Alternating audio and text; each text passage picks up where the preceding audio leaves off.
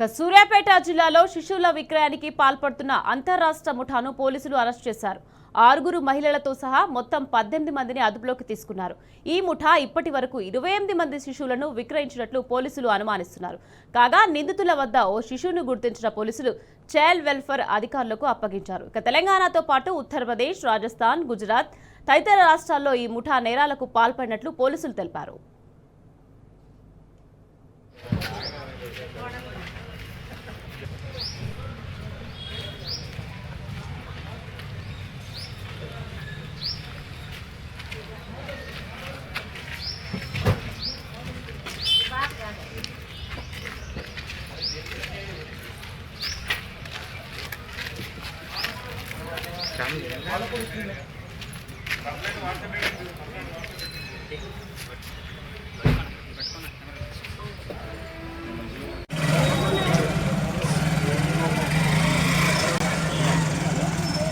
काय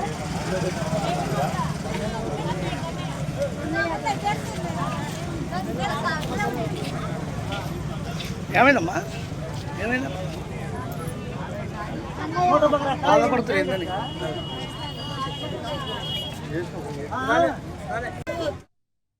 యాదగిరి అండ్ ఉమారాణి అనేటువంటి వ్యక్తులని సూర్యాపేట పట్టణంలో వీళ్ళు ఏం చేస్తుంటారంటే సాధారణంగా విలేజ్లలో తిరుగుతూ గుడ్ల వ్యాపారం చేస్తూ గుడ్లు అమ్ముతూ జీవనం సాగిస్తూ ఎవరైతే పిల్లలు లేనటువంటి పేరెంట్స్ని టార్గెట్ చేసుకొని వాళ్ళతో మచ్చిక చేసుకొని వాళ్లకు పిల్లలని మేము ఇప్పిస్తాము దత్తత తీసుకోవడానికి వాళ్ళని సంసిద్ధతలు చేసి వాళ్ళ నుంచి కమిషన్ రూపంలో వీళ్ళు డబ్బులను దండుకోవడానికి వీళ్ళు వివిధ గ్రామాల్లో సంచరిస్తూ ఇప్పటి వరకు మనం తీసుకున్నటువంటి వివరాల ప్రకారం మనకు 10 మంది పిల్లల్ని వీళ్ళ ద్వారా దత్తత ఇచ్చినట్టు మనం గుర్తించడం జరిగింది.